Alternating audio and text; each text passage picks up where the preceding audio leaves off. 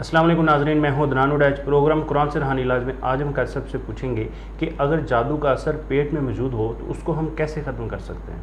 अस्सलाम वालेकुम कैसर। वालेकुम सलाम। जी कैसर, इस वाले से बताइए। अल्हम्दुलिल्लाह वक़फ़ा वस्सलातु वस्सलामु अला रसूलिल्लाह अम्मा बाद।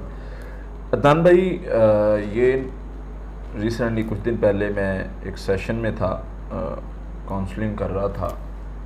इस हवाले से मेरी बड़ी एक मरीज़ के साथ बात हुई, बहस भी हुई इस बात पर कि उसको लग रहा था कि मेरे पेट में जादू है। जी। अब पढ़ाई में तशख़ीस करने से जो मुझे चीज़ महसूस हो रही थी वो कोई और मसला था। अच्छा। तो खैर इस पे काफ़ी देर मैंने फिर बात करने के बाद फिर मैंने अलग से इस पर रिसर्च की कि ये क्या मामला है। जी जी। तो जब मैं इस पर रिसर्च की तो बहुत सारी चीज़ें सामने आईं और मैंने बहुत सारे इराक़ी इलाज करने वाले जो अरब उलमा हैं जी। और इसी तरह मुख्तलिफ़ शयूख़ जिन्होंने कोई बहुत सारी किताबें इस पर लिखी हैं, जी जी। उनके नज़रिए को भी जाना कि पेट में जो जादू होता है वो हो सकता है। पहला तो सवाल ये है जी जी, कि क्या पेट में जादू या खिलाया पिलाया गया जादू मुमकिन क्या है भी या नहीं? मुमकिन है कि उसका असर पेट में ही रहे। अच्छा, अगर उसका पेट में ही असर रहता है तो फिर उसका इलाज कैसे है? बिल्कुल। मैंने अरब उलमा को पढ़ा तो उन्होंने इस पर जो डिटेल लिखी थी, आगे मैं दलाइल की तरफ भी आऊँगा। जी जी। उन्होंने जो इस पर लिखा था कि जी यानी जब इंसान को कुछ खिलाया पिलाया गया होता है जादू या जिन हो या इंसान के अंदर जिन हो, उस पर रुकिया किया जाए, उसके पेट में दर्द होता है या उसको वॉमिटिंग की शिकायत होती है, अगर बार बार रुकिया किया जाए और देर तक किया जाए। अच्छा।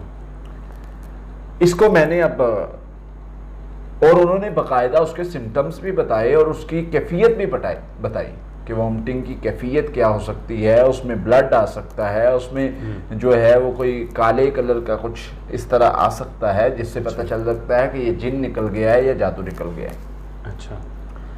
मैं सारे कुल्ली तौर पर तो उनसे इत्तेफाक इस बात पर नहीं करता, क्योंकि हम जो रिसर्च करते हैं उसको हमने मेडिकली पॉइंट ऑफ व्यू से भी देखना होता है, उसको हमने साइकोलॉजिकल पॉइंट ऑफ व्यू से भी साइकोलॉजिकल इश्यूज़ को भी देखना होता है। तो उससे मैं मुकम्मल तौर पर तो इत्तेफाक नहीं करता, लेकिन एक दो पॉइंट हैं जो मेरे माइंड में आते हैं। जी। मान लिया जाए कि जादू खिलाया गया है, पिलाया गया है। मेरा ये मानना है, मुझे जो समझ आती है वो ये आती है कि जादू खिलाया पिलाया गया हो तो वो पेट में रुका नहीं रहता। अच्छा। वो असरअंदाज होता है। हमें गलत कॉन्सेप्ट दिया गया है। हर बंदे का अपना पॉइंट ऑफ व्यू हो सकता है। जो मुझे समझ में आया है, मैंने जो रिसर्च की है, जितने पॉइंट्स को मैंने देखा है, भाई जादू पेट में रुका नहीं रहता बल्कि उसका असर होता है। इस चीज़ को मान लिया जाए कि जादू का यानी जो खिलाया पिलाया गया है उसका असर जो है वो बॉडी पर होना शुरू हो गया है। ख़ासकर मैदे के अमराज लग गए हैं, इसी तरह डिप्रेशन या कोई भी इंसान को बदलने के लिए जो जादू जिस्मानी बीमारी में कन्वर्ट होता जाएगा, हो गया है। जी। अब हमने उस जादू का इलाज नहीं करना, हमने उस बीमारी जो जादू जिन्नात की वजह से बनी है उसका इलाज करना है। अच्छा। हम उसका इलाज रूहानी तरीके से ही करेंगे क्योंकि वो जादू की वजह से बनी है। हम उसका इलाज जादू जिन्नात दोनों तरह से, जिस्मानी इलाज तो कर सकते हैं, आप चला सकते हैं, लेकिन ज़ाहरी बात है जब आपका जादू के साथ बीमारी लगी है तो वो तो रूहानी इलाज। मान लिया जाए कि जादू की वजह से बीमारी लगी है और पेट में जादू नहीं है बल्कि जादू की वजह से बनने वाले मसाइल हैं, बीमारियां हैं, उनको अब कैसे कवर करना है? उनको अब कवर करने के लिए सबसे पहले तो याद रखें, हमें अगर कोई चीज़ जादू शैतानी अमल करके खिलाई पिलाई गई है तो हमने क्या करना है? उसके मुतज़ाद, उसके मुकाबिल अमल करना है। इधर शैतानी अमल किया है, इधर हम कुरानी आयात पढ़ के पानी पी लेंगे।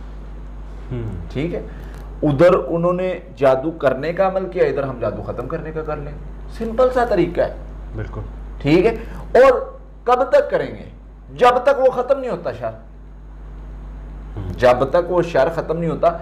मैंने क्यों ये कहा कि मुझे सारी उनकी बातों से इत्तेफाक नहीं है, उसकी रीज़न ये है कि हम जब मेडिकली पॉइंट ऑफ व्यू से देखते हैं तो मेडिकल और साइकोलॉजी ये कहती है कि ये कुछ कैफियत ऐसी हैं इंसान की जो इंसान को कह दिया जाए वो फील होना शुरू हो जाती हैं। मसलन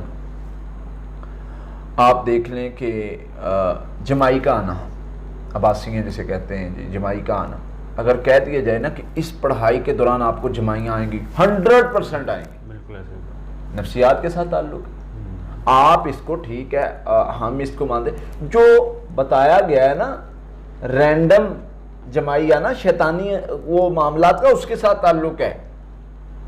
इसकी मिसाल मैं दूंगा छींक से। एक छींक है जो रैंडम आती है, मतलब नॉर्मल, एक होती है जो बीमारी की वजह से बार बार आती है, जिनको वो होता है, अब उसके लिए हुक्म हो रहा है, इसके लिए हो रहा है।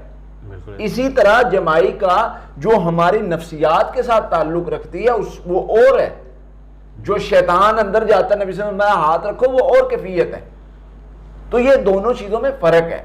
इसी तरह वॉमिटिंग का, उल्टी का आना जो है, वो भी अगर आप मरीज को कहेंगे कि ये कैफियत करने से तुम्हें वॉमिटिंग होगी, तो भाई बिलौला होगी।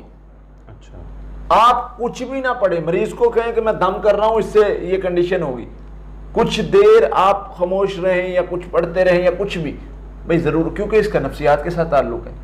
तो हमारा मानना ये है, मेरा ये मानना है कि अगर आपको लगता है कि ये ठीक है, मतलब ऐसा ही है, आप मरीज से ना कहें कि तुम्हें ये कंडीशन होगी। आप मरीज से ना कहें, या उसके सामने आप बाल्टी रख देते हैं जी वॉमिटिंग होगी तो इसमें कर लेना, भाई उसको तो पहले ही आपने फीलिंग वो पैदा कर दी, आपने पहले ही फीलिंग पैदा कर दी, नफ्सियाती तौर पर उसको तैयार, नफ्सियाती तौर पे वॉमिटिंग का ताल्लुक बहुत ज्यादा नफ्सियात से होता है।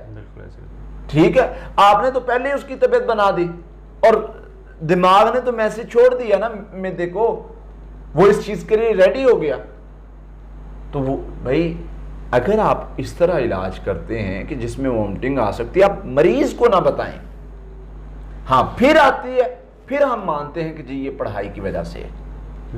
ठीक है, इन चीजों में ना थोड़ा सा फर्क करने की जरूरत है। बाकी आते हैं कि सारी चीजें छोड़े, जादू का इलाज बताएं कि पेट में जादू है या पेट में जादू की वजह से बनने वाली बीमारियां, मसाइल या असर या जो भी है, उसका इलाज कैसे करना है? इलाज कैसे करना है?